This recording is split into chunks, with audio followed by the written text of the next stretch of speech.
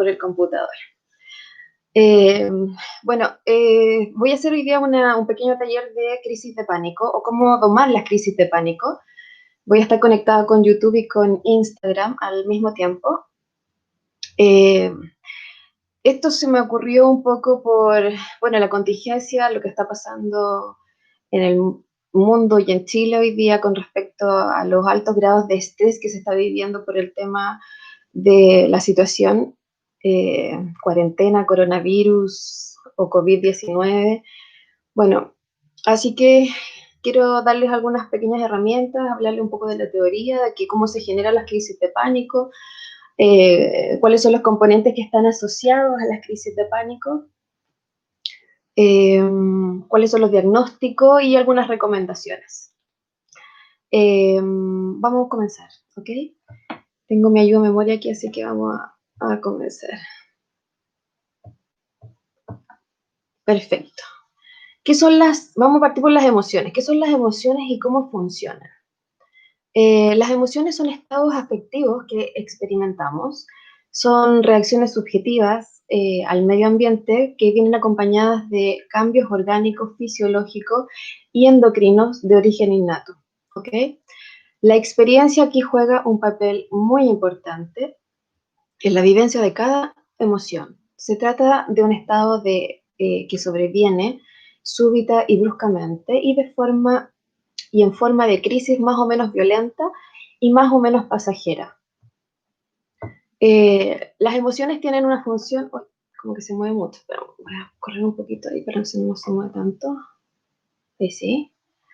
Entonces, las emociones tienen una función adaptativa de nuestro organismo a lo que nos rodea. La bioquímica de las emociones es súper importante entender cómo es la reacción en cadena de las emociones. Entonces, hay biomoléculas que intervienen en las sensaciones relacionadas con las emociones. Y estas biomoléculas son neurotransmisores que son secretados de una neurona a otra. En la cascada de reacciones que ocasionan las emociones hay electricidad. Eh, También descargan pequeños voltajes entre las neuronas para comunicarse. También ay, me perdí, perdón. Ok, también están los estímulos, ok. Hay química, hay hormonas y otras sustancias que salen de los nervios y de las glándulas y viajan en la sangre para participar en esta comunicación entre los órganos y las células. Hay varios neurotransmisores que tienen distintos efectos en todo este proceso de las emociones y de la bioquímica de las emociones. Están las dopaminas, las oxitocinas, la adrenalina, la noradrenalina y hay varios más.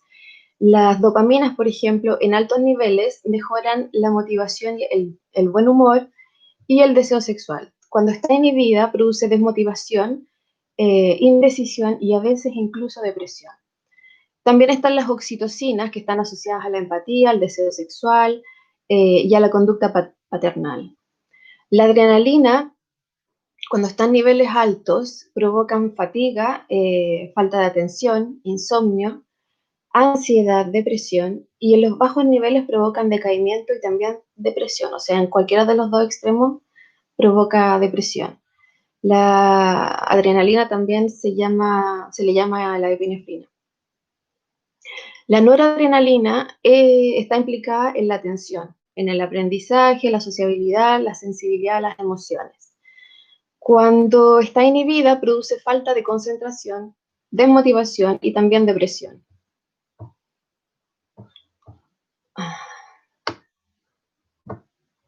Espérame un segundito. Necesito arreglar algo aquí. ¿Qué me está pidiendo? Ok. Otro de los neurotransmisores también comprometidos en estos procesos bioquímicos de las emociones está la serotonina, que está asociada al apetito, al deseo sexual, la aparición del sueño. En altos niveles produce calma y paciencia, y cuando está inhibida o con bajos niveles produce tristeza, ansiedad, irritabilidad, ira, hiperactividad, insomnio y depresión, ¿ok? Hay que cuidarse harto con la serotonina. La acetilcolina, en sus niveles altos, facilitan el aprendizaje y la memoria, y en sus niveles bajos o inhibida produce lo contrario. El GABA, ácido gamma aminobutírico, perdón, que se me enreda la lengua, favorece la relajación. En sus niveles altos provoca buena memoria, sedación y sueño. Y cuando está en niveles bajos, en ausencia o inhibida, provoca dificultades para dormir, ataques de pánico y estados de ansiedad. ¿Ok? Y las endorfinas son moduladores del dolor, de la temperatura, del hambre y la reproducción. En bajos niveles provoca dificultades para el placer y la felicidad. ¿Ok? Entonces, nuestra salud y bienestar y longevidad están directamente relacionadas con el equilibrio de los neurotransmisores. Cualquier alteración de los niveles producen enfermedades. Hay que tener súper claro eso.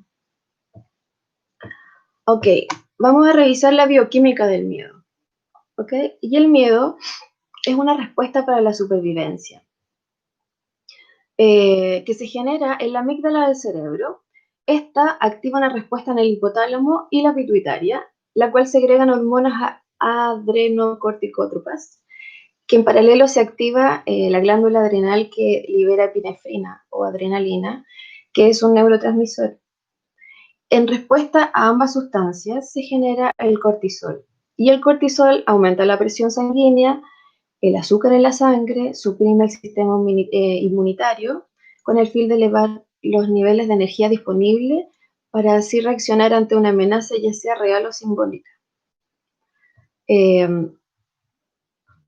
Entonces el cuerpo se prepara para la huida, para una posible huida o un posible ataque, ya sea real o simbólico.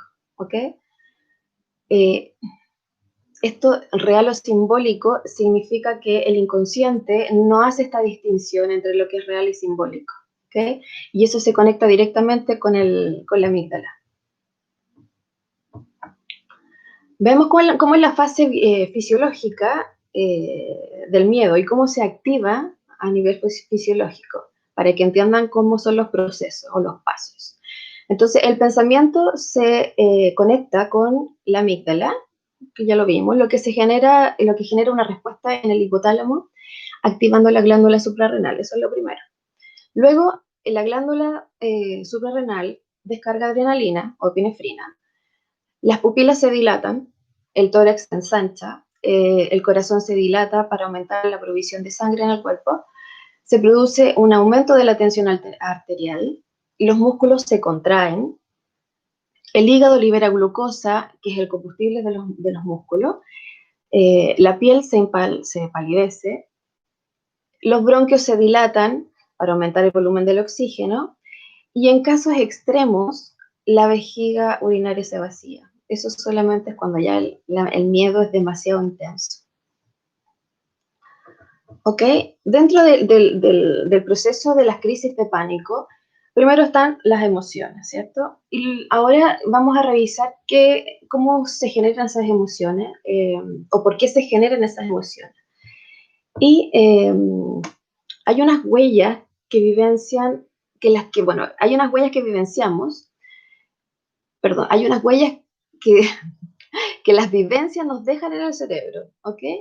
Eso se llaman engramas, ¿ok? Entonces los engramas son huellas némicas que se producen de acuerdo a traumas o a situaciones de alto impacto emocional que hemos vivido en el pasado. Y cumple un papel súper importante también en la memoria. Entonces los engramas tienen un rol a la hora de permitir almacenar información de manera estable y de recordar información previa, ¿ok? Entonces, los engramas es un grupo de neuronas o circuitos neuronales que se activa ante la percepción determinada de información, ¿ok? O también de pensamientos, porque a veces yo tengo pensamientos que se activan, por ejemplo, con un miedo que no es real o un recuerdo de alguna situación que he vivido anteriormente y la recuerdo ahora y siento las sensaciones, eso no es real. Hoy día no es real, antes sí fue real. Entonces, esas sensaciones que vivo, vienen determinadas por el pensamiento que estoy generando en ese momento. Entonces, los engramas pueden ser tanto sensoriales como motores, eh, estando en ellos la programación básica de cómo percibir o actuar ante la estimulación. Entonces, pueden desencadenar que estos generen pensamientos, emociones, movimientos o activación de mecanismos fisiológicos tanto conscientes como inconscientes. ¿Ok? Entonces, esto, bueno, son las marcas de la experiencia en nuestro cerebro. ¿Ok?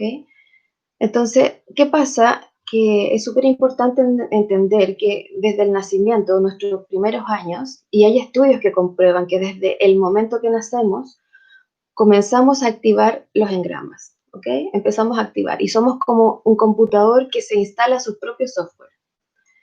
Entonces, para que esta programación sea óptima, necesitamos que nuestras primeras experiencias de la infancia sean lo suficientemente estimulantes y positivas, ¿ok? Entonces, así nuestros primeros engramas serán estructuras cargadas de energía, improntas y recuerdos y aprendizajes motivadores para potenciar al máximo nuestro desarrollo. Ah, hay un ejemplo para que entiendan bien cómo funcionan los engramas. Es un ejemplo práctico. Por ahí hay varios videos también que pueden ver en YouTube cuando buscan engramas. Hay un ejemplo que es súper práctico, que es la mujer golpeada.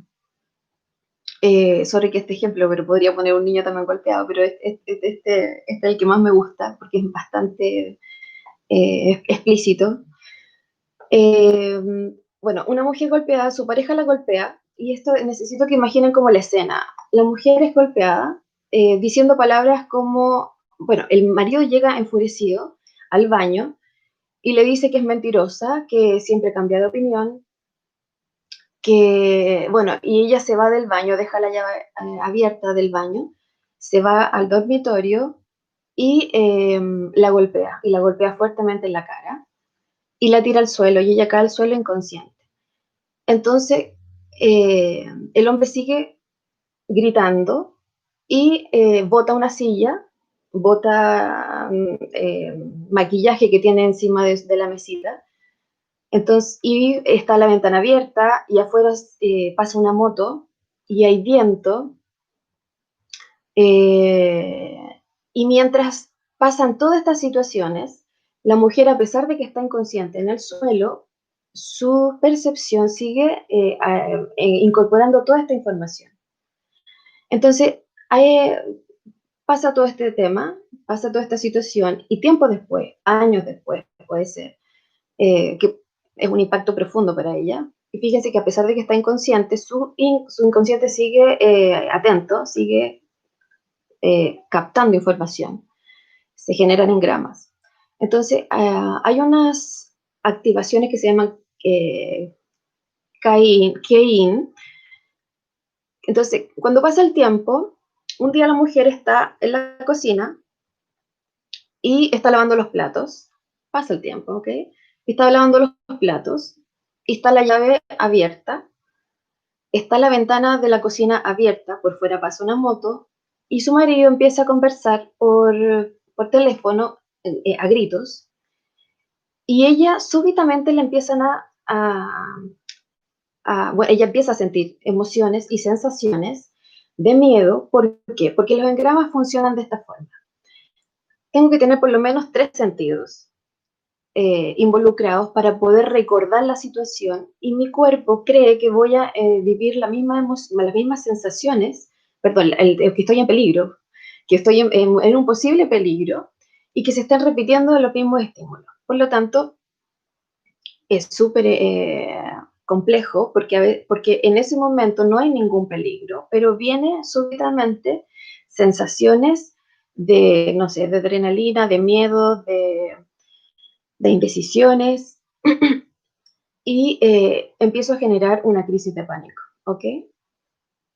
O sensaciones de mucho miedo, pero no son lógicas. no está pasando absolutamente nada y me quedo ahí detenida. Entonces, eso se llama crisis de pánico. Y empiezo a generar, bueno, por ahí les voy a explicar, empiezo a generar eh, síntomas que son complejos y que creo que me puedo estar muriendo, no sé, se me aprieta el pecho, me falta el aire, empiezo a sentir escalofríos o sudoraciones. Hay un montón de síntomas que empiezo a sentir y creo en realidad que me estoy enfermando, en vez de entender de que estoy recordando una situación vivida, un trauma vivido o una emoción de un alto impacto emocional que vivió en el pasado y que ahora se me están repitiendo cosas similares y mi inconsciente, como no entiende esto que no es real o que es simbólico, empieza a conectarse con mi amígdala y empieza a generar todo este proceso bioquímico en el cuerpo donde empiezo a sentir un miedo intenso. Y la verdad que yo lo que este miedo intenso que me está generando es que me prepare para la huida, ¿ok? Porque en sí el miedo es solamente un mecanismo de defensa. Entonces, ¿cómo se activan estos engramas? Los engramas se activan por situaciones de estrés. Por lo tanto, hoy en día eh, ha aparecido mucho el tema de las crisis de pánico. Hay mucha gente que tiene crisis de pánico y no entienden por qué tienen estas sensaciones incómodas. Luego les voy a hablar de los criterios más específicos para poder determinar una crisis de pánico. Entonces, en esta situación de crisis, de incertidumbre, de cambios en la economía, en la situación de salud, que no sabemos lo que va a pasar, se genera un alto estrés en las personas. Eh,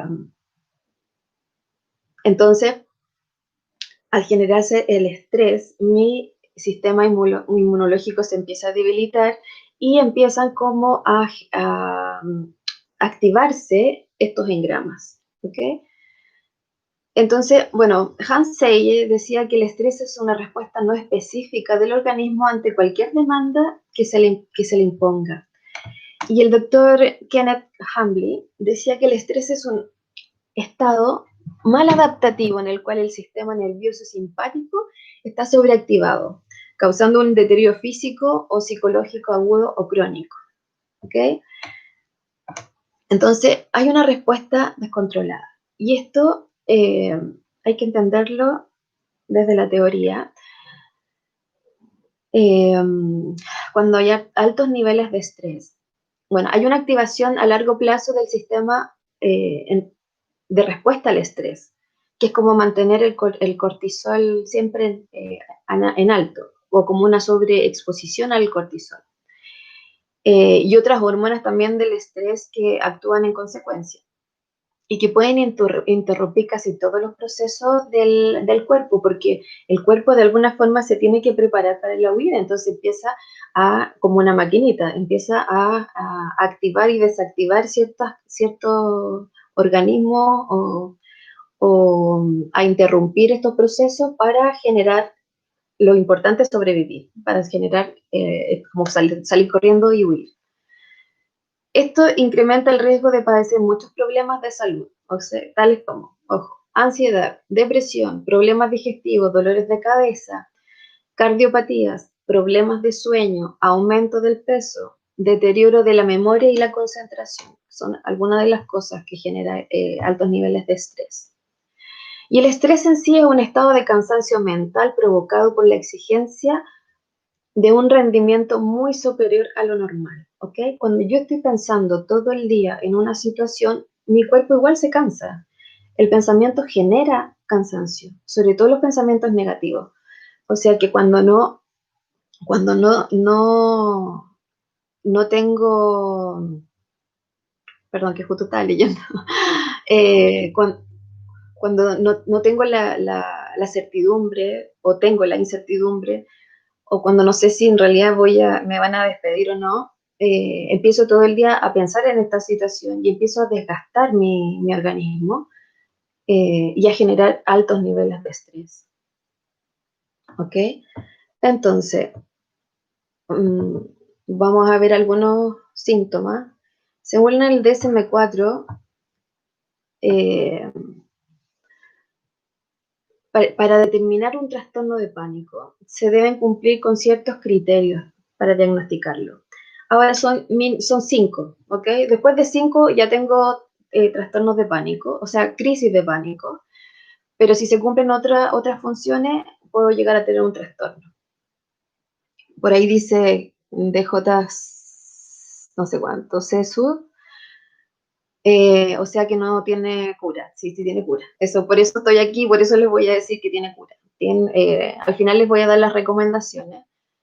En realidad todo tiene cura. ¿Eh? No, yo me niego como a creer que las cosas no, no hay una cura específica. Uno puede hacer muchas cosas para curarse, sobre todo desde la emoción. Y si la emoción es la que afecta al cuerpo, hay que curar la emoción, más que el cuerpo. Pero bueno, en realidad hay que tratar ambas.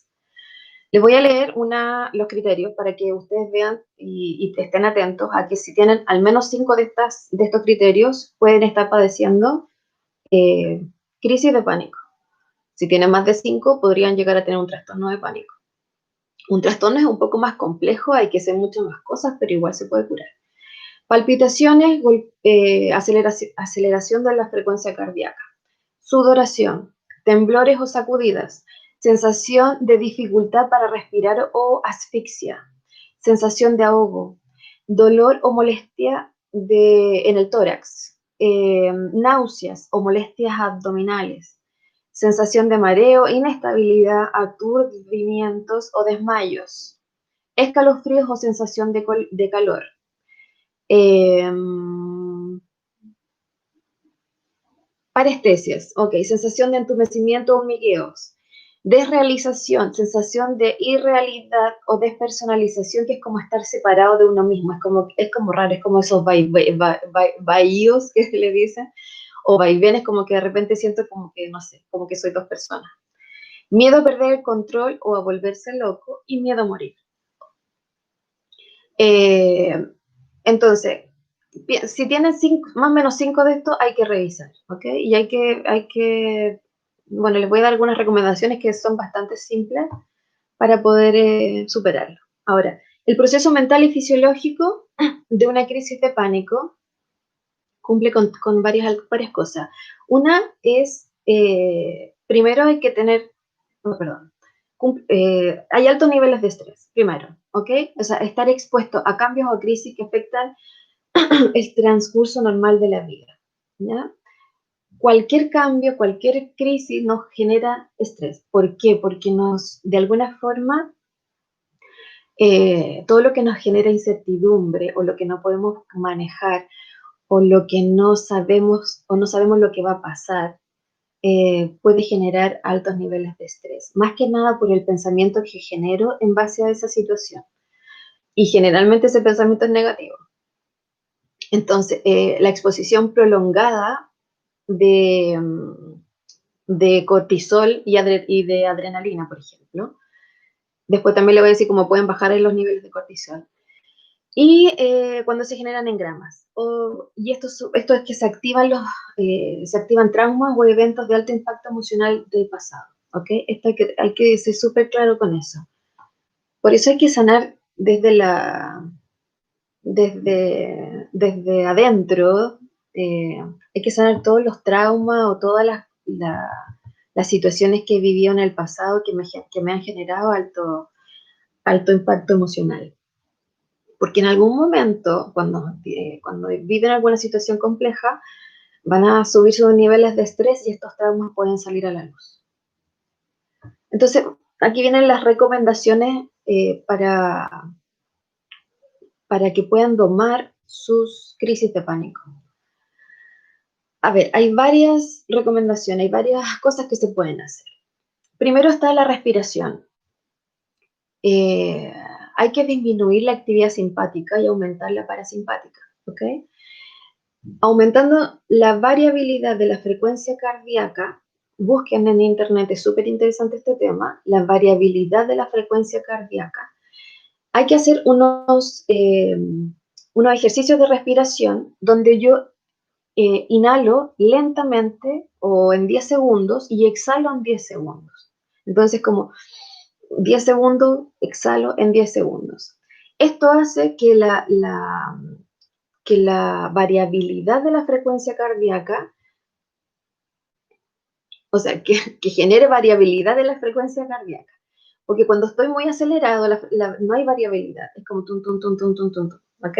En cambio, esto es para que pueda calmar el corazón o la frecuencia cardíaca. Eh, y esto es súper importante porque además ayuda mucho a la fuerza de voluntad y a la superación de las adicciones, ¿ok? Hay varios estudios que pueden encontrar de la variabilidad de la frecuencia cardíaca. En las mañanas, por ejemplo, cuando uno no se puede levantar, uno se hace este tipo de respiración, rápidamente se estimula y hay mucho más fuerza de voluntad. O cuando no me atrevo a hacer algo, hago este tipo de respiración y aparece la fuerza de voluntad o la motivación, ¿ok? También aumentar la calidad del sueño. Y aquí hablo de la calidad, no de la cantidad. Y esto es súper importante que lo puedan anotar, porque acá lo que tienen que hacer es bajar la frecuencia de la actividad cerebral. Y para eso hay varios componentes. Lo primero, cuando me voy a dormir, tengo que dejar todo mi habitación totalmente con ausencia de luz, a oscuras. Las lucecitas que son como las del computador, las del celular, no sé, la del televisor a veces, o cualquier lucecita, eso va a activar la actividad cerebral. Por lo tanto, una de las cosas importantes es que haya ausencia de luz, nada de luz. Lo otro, y esto obviamente no les va a gustar, es no usar celulares ni computadores 2 horas antes de dormir. ¿Por qué? Porque la luz azul, o bien pongan, bueno, ahí le voy a explicar, porque la luz azul inhibe la melatonina, ¿ok? Entonces, la luz azul se va directo al occipital acá atrás y inhibe la melatonina, por lo tanto, lo que hace es despertar. Entonces, los celulares y los computadores tienen filtros que uno los puede poner de noche, o bajar la intensidad, o sea, ponerlos más rojos y no los azules, porque si no van a estar se demora 2 horas eso en bajar. Entonces, si están a las 11 de la noche con el celular a toda intensidad, se van a demorar 2 horas más en poder conciliar el sueño. Y eso a la larga les va a producir estrés por el cansancio. ¿Ok? Entonces, súper importante bajar la luz azul. La temperatura del ambiente también es súper importante. Tiene que estar la habitación entre 18 y 20 grados para que, de nuevo, para que la actividad cerebral, la cabeza tiene que estar más fría que el cuerpo, para que haya baja actividad cerebral. También es importante hacer meditación. Meditación de 5 a 15 minutos, no necesitan nada más que eso, junto con la respiración. También poder escuchar, hay unas ondas tetas, THETA, que están en YouTube, que son ondas ultra bajas que sirven para poder conciliar el sueño, ¿ok? Porque el sueño es súper importante que se active la calidad del sueño, ¿ok? Que pase por las 5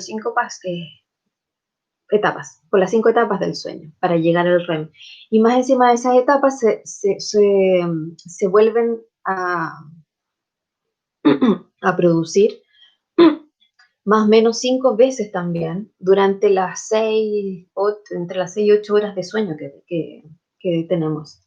Entonces, para poder dormir bien y estar descansado, necesitamos dormir y bajar nuestra actividad cerebral, que eso es lo importante, ¿ok?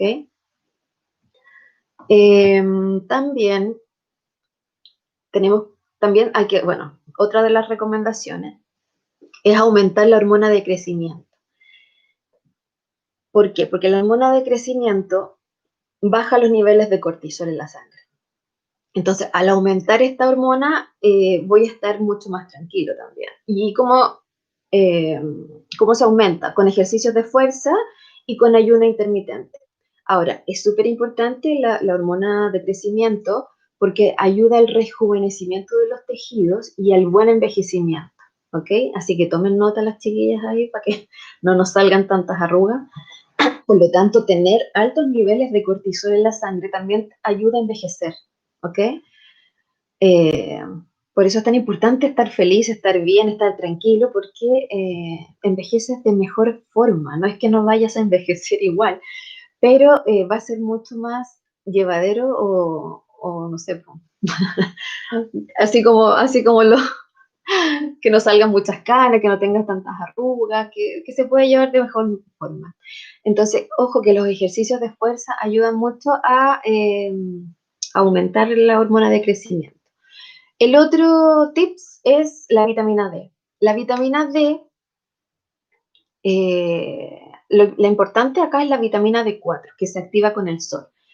Pero para que se me active la vitamina D4, tengo que tomar vitamina D3 o 2 o 3, la vitamina 2 o 3, para que luego, cuando yo me ponga al sol, se me active la vitamina D4. Sin eso no se activa, ¿ok? También el potasio.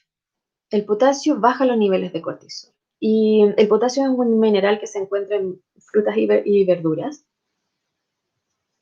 Ayuda a la conductividad eléctrica del cuerpo y baja los niveles de cortisol enormemente en la sangre. Hay muchos eh, frutas y verduras que tienen altos niveles de potasio y que pueden incluir en la dieta. El que más tiene, increíblemente, es la papa, pero la papa tiene que ser eh, horneada con cáscara para que pueda conservar los nutrientes. Y ojalá así como con eso papel de aluminio, meterlas al horno, ahí tiene mucho. El plátano también tiene harto, eh, todas las cosas verdes, principalmente el brócoli, la palta. eh, los garbanzos también ayudan mucho a bajar los niveles de cortisol en la sangre, pero los garbanzos no hay que mezclarlos con carbohidratos. Hay que hacerlo solo, o como puré, o como el hummus, eh, eso en general. También lo que tiene harta vitamina D, que se me olvidó darles el tips antes, son los hongos, los champiñones, los blancos, tienen harta vitamina D. Entonces es súper importante comer y después ponerse al solcito y se activa. Eh, Esas son las recomendaciones. Ahora, cuando tengo, cuando ya descubro que tengo una crisis de pánico o que tengo un trastorno de pánico, trastorno tiene que ser porque en el tiempo, o sea, me han dado muchas crisis de pánico eh, y porque además me afecta en algunas situaciones de la vida cotidiana, a lo mejor no puedo ir a trabajar o no puedo ir a estudiar o me cuesta salir de la casa, cosas así, ahí ya pasa a ser un trastorno. Igual tiene remedio, ojo. En gestión, para gestionar como de urgencia la crisis de pánico, y esto es lo que, según mi experiencia, yo lo he visto con mis pacientes y es lo que me ha resultado y es maravilloso, y que todos se ríen cuando le doy las recomendaciones, pero en gestión de urgencia, o sea, cuando me está generando, cuando estoy sintiendo la crisis de pánico, ¿por qué? Porque la crisis de pánico empieza con, con algunos síntomas y que se repiten. Por ejemplo, empieza con, no sé, con un cosquillo en la espalda, como que se me empieza a dormir la cara, o me da como un escalofrío en los brazos, y así empieza, es como que se empieza a activar de a poco y empieza como a subir, y a subir todos los síntomas. Entonces, ¿qué está pasando en ese momento? ¿Y cuál es la gestión de urgencia que voy a hacer? Como estoy llenándome de adrenalina y como en ese momento no hay racionalmente no hay ningún peligro, yo me quedo estática sintiendo absolutamente todos estos síntomas. Entonces, ¿qué es lo que yo recomiendo y que ha resultado súper bien? Es que tienen que moverse, porque tienen que desgastar los niveles de cortisol y de adrenalina que se han generado enormemente en ese momento. Tienen que correr. Entonces, o se dan una vuelta a la manzana a desgastar, o hacen el flash dance, así. Ahora, depende de dónde estén, porque si están en el trabajo, si están en la casa, o en una situación donde no pueden salir corriendo, traten de irse a un baño y hagan movimiento, brazo, pierna, pero muévanse para que la intensidad no suba tanto, porque la verdad que cuando una crisis de pánico es intensa, o sea, llega a su máximo, la gente llega a convulsionar. Entonces es terrible, se desmayan, convulsionan. Convulsionar es que empiezo a tiritar. Y hay una sensación de que pareciera que me estoy muriendo y que me va a dar un infarto.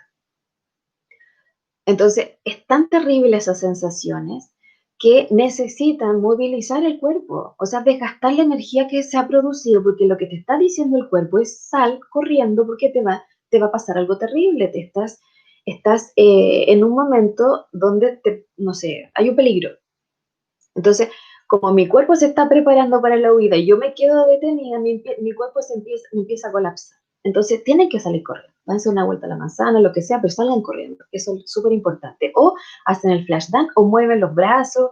A mí me ha pasado que yo he tenido pacientes en consulta que les dan estas crisis. Y yo agarramos brazos, empezamos a movilizar para que no le llegue a dar algo muy fuerte. Lo siguiente que es importante es registrar, por favor, la primera crisis. La primera crisis es súper importante porque ahí está el primer engrama. Eh, la primera crisis determina, porque le voy a explicar esto, es súper importante. La primera crisis tengo que registrarla porque eso es un engrama de una trauma que he vivido en el pasado. Por lo tanto, tengo que analizarla, tengo que verla y tengo que liberar esa emoción. Entonces, es súper importante registrar cuando me da la primera crisis de pánico. La segunda, tercera, cuarta crisis empieza a darse por la primera crisis, ¿ok? Es como exponencial, como en escalada. Entonces, por eso es tan importante la primera. Hay gente que lleva años con crisis de pánico, pero se acuerdan perfectamente cuando les dio la primera crisis. Y ahora, ¿por qué tienen que registrar? Tienen que registrar qué fue lo que estabas viviendo en el alrededor, cuáles fueron los sonidos, cuáles fueron las sensaciones, cuáles fueron los olores, qué fue lo que escucharon, lo que percibieron. Todo eso nos va a dar cuenta del trauma o del impacto profundo, del impacto de la emoción profunda que vivieron en el pasado. Entonces, y eso es importante en terapia porque para que pueda haber una liberación emocional. Entonces, con toda esta información, ustedes necesitan ir a terapia, obviamente, porque todo lo que les he dado es súper necesario que puedan eh, liberar el trauma, hacer el duelo, hacer una autoindagación para ver qué pasó y poder soltar esa situación.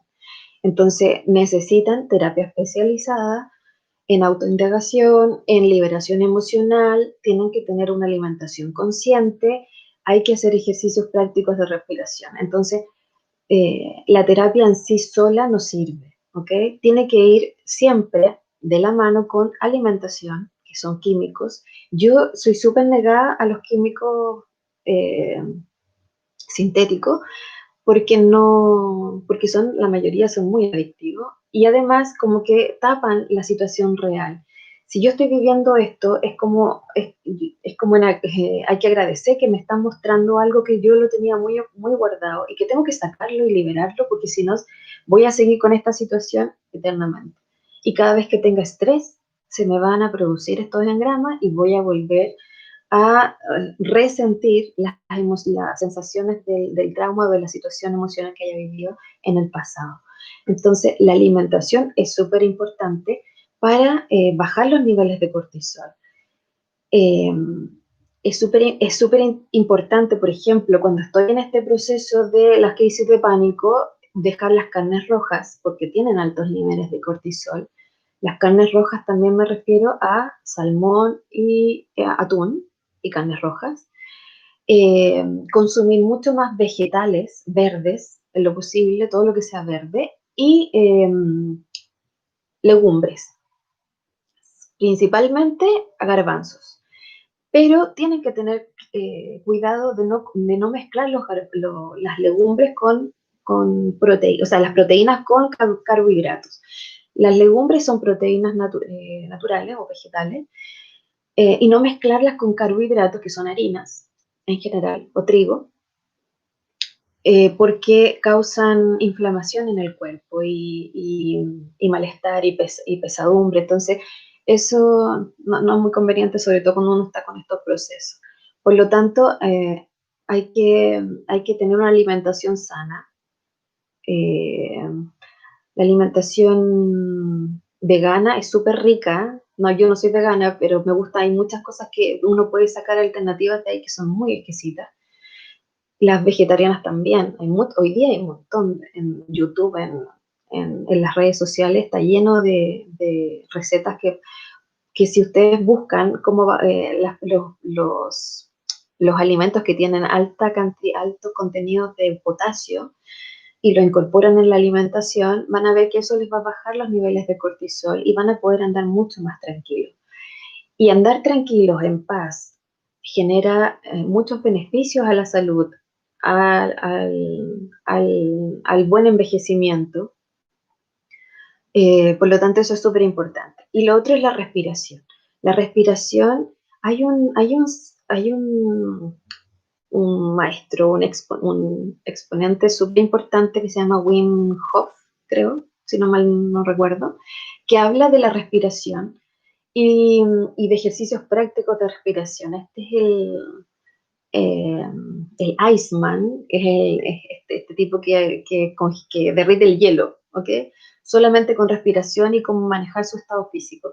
Pero la respiración desde el yoga también es súper importante, es una de las cosas más importantes. ¿Por qué? Porque la respiración oxigena el cuerpo. Y cuando yo hago esta respiración lenta, logro oxigenar hasta los tejidos. ¿Ok? Y la oxigenación es súper importante para los virus, para las bacterias, para los bichos que uno tiene por todas partes en el cuerpo. Eh, Así que es súper importante siempre estar oxigenada. De hecho, cuando hay dolores de cabeza, por ejemplo, si ustedes hacen una respiración consciente, van a ver que van a bajar los dolores de cabeza increíblemente. Así que esas son mis recomendaciones en general. Estamos.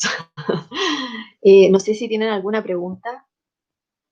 Voy a ver acá. Ok, voy a ver si tienen algunas preguntitas. Ah, bueno, me habían preguntado si se pueden tomar gotitas de tranquilizante, como pasiflora.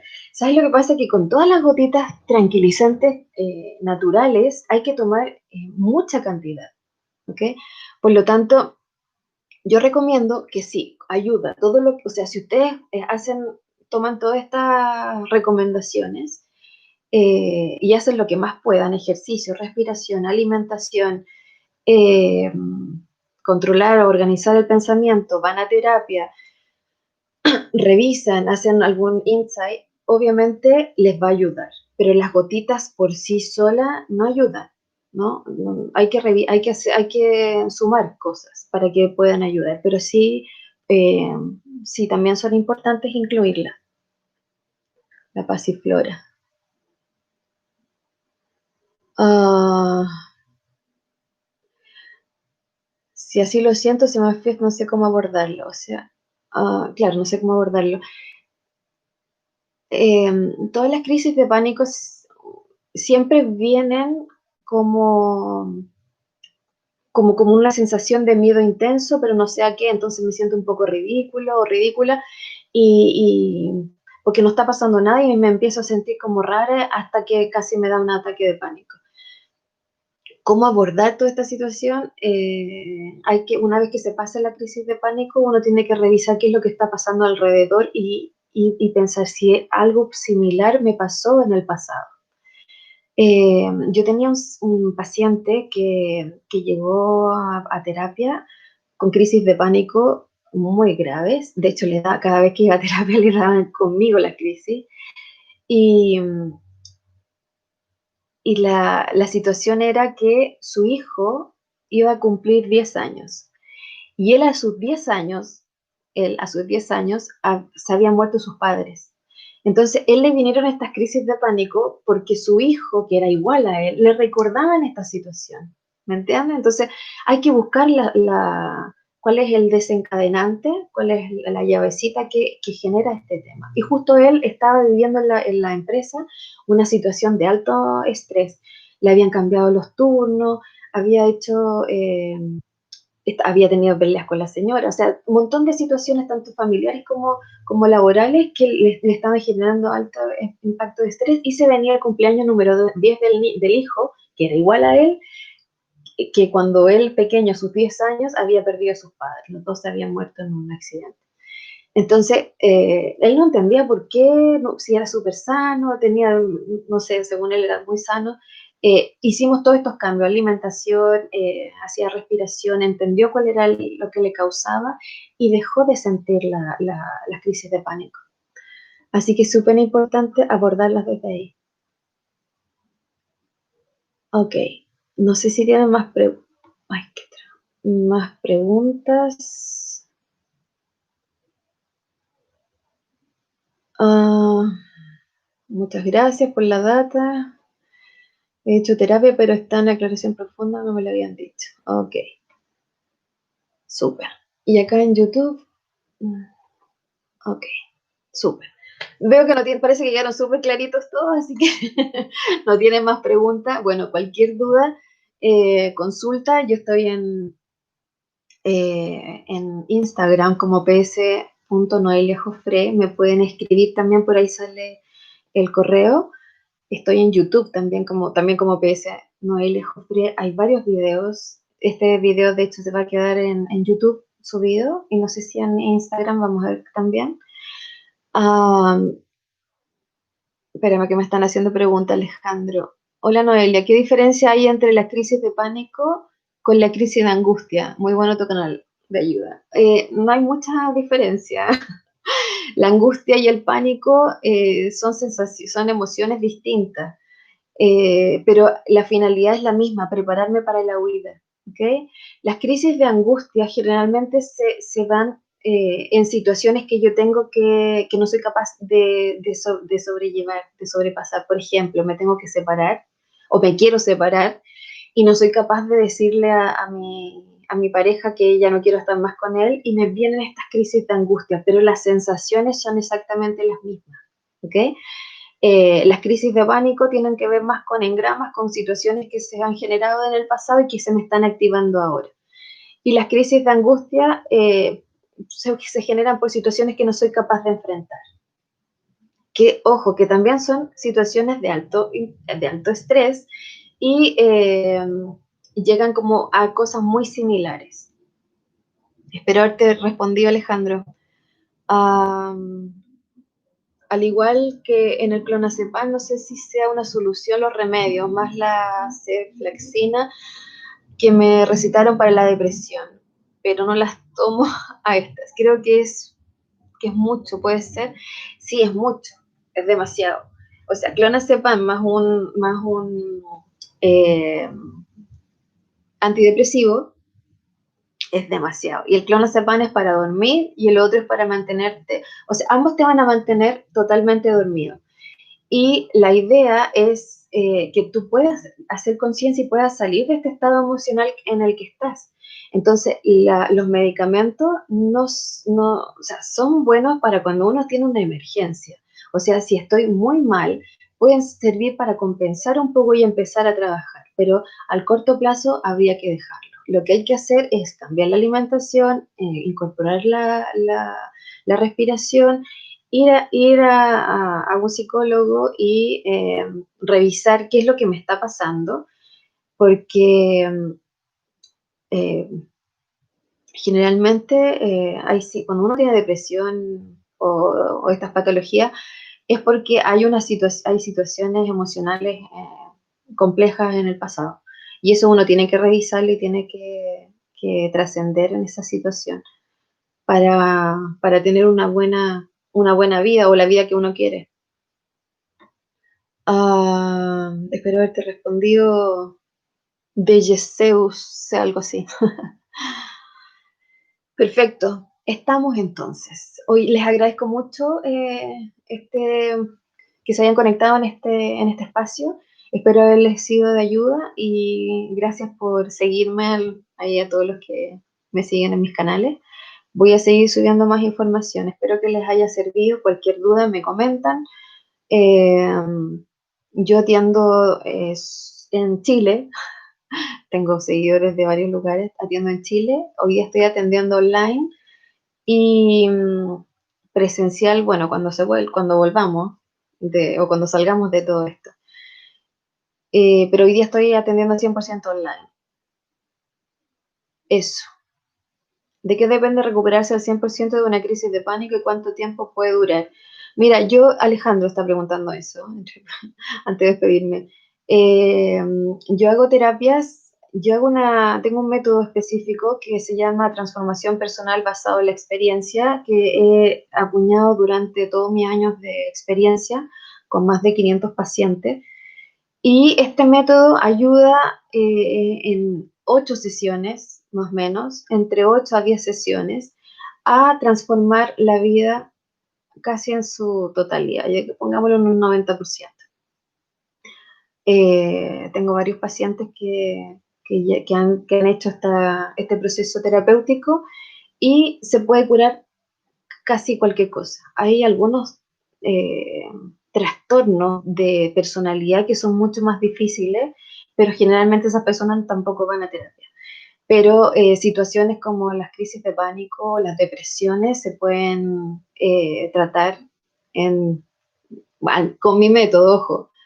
No estoy hablando de la psicología, es con todo lo que yo he estudiado y con todo lo que he acuñado para este método, entre 8 y 10 sesiones se puede superar cualquier trauma, cualquier situación.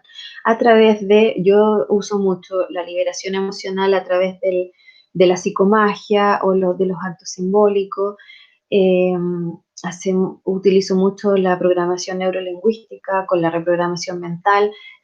Hay muchas técnicas como para poder sobrellevar una terapia y tener efectividad a corto plazo. ¿Ok? Así que, bueno, ahora sí me despido. Me siguen preguntando por ahí, pero ahora sí me despido. Así que tengan una linda noche y, bueno, nos veremos en alguna otra transmisión. ¿Ok? Adiós, adiós. Que estén bien.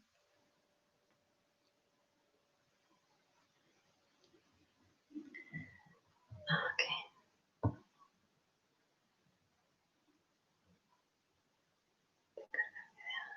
Como que error.